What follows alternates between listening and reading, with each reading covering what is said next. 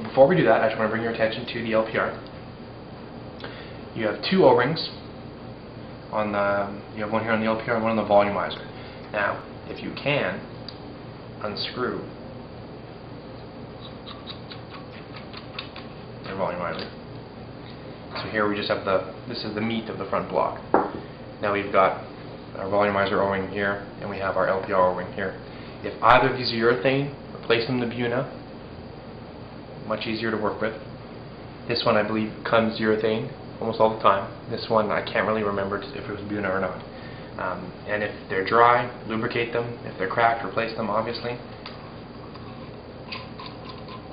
Ours are in great shape. Just going to screw this back in. Perfect. Now, if you have to deal with your LPR, it's very, very rare you'd have to actually ever take it apart. But if you do, it's a 3/8 wrench.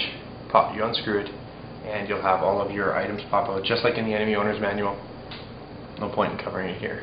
So, 3/8 to take this off.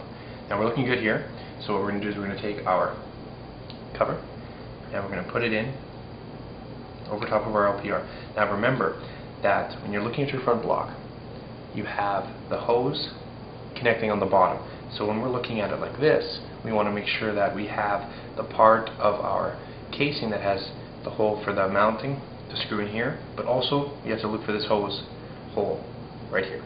So we're going to just slide this over top, and you'll notice when you put it on, it's going to want to pop up right away. It's a good thing. So for now, what we're going to do is we're going to use our 3 set screws that we've already taken off, and we're going to screw them in one at a time around the housing here. Keep in mind, do not screw it in all the way. Start them all off, and then go to the next one and do all 3. Just sort of get it set, and then you can tighten them down one at a time. Some people run into problems after they've tightened all these down and they've worked on their LPR. When they gas up their NME, they're going to get leaking around this area. If that is the case, you want to check your O-ring that we've already seen, and if that is looking good, then the easiest way to do it is to unscrew these, jiggle it a bit, and then screw these down again. They just may not have set properly, and maybe one is over tightened compared to the other two, so you're actually getting a little bit of a crowning effect.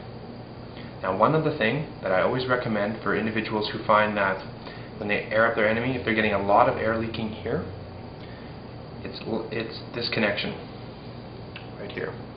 And one fix, if it's not tight enough, tighten it down a little bit more. Easiest way to fix it. But another way is to take this little brass washer that's on here and just take it off.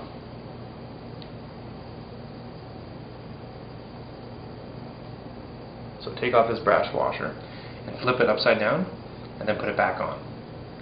And that in many cases will fix any leaks that you have from here. Now again, if you do that and it's still leaking, then what you want to look at is you want to actually put a little bit of blue Loctite on the threads. And when I mean a little bit of blue Loctite, I mean a little bit of blue. If you put a lot, then you're just going to be wasting Loctite. You only need a little bit on the edge of the threads to achieve a seal. So I'm going to put just a tiny bit of blue Loctite. And I'm going to try, if you put a little bit of blue Loctite,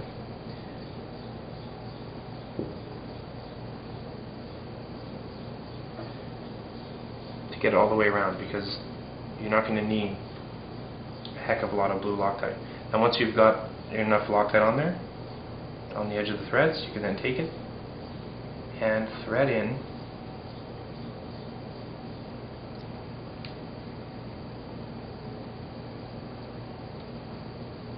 your connection.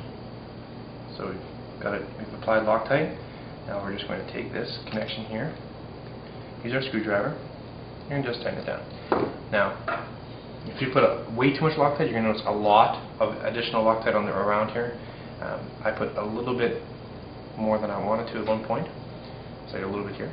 But other than that, it's good.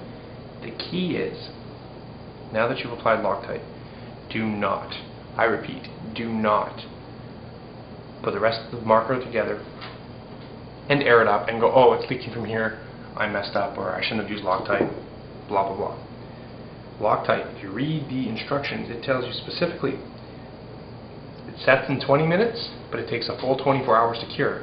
So that's why you should always be working on your marker the day after you practice. Because if you're working on it the day after you practice, then if you've got a few days before the next time you're using it, or if you have a week, that way you can let this sit for the whole day and then air it up after, and you're not going to have any leaks.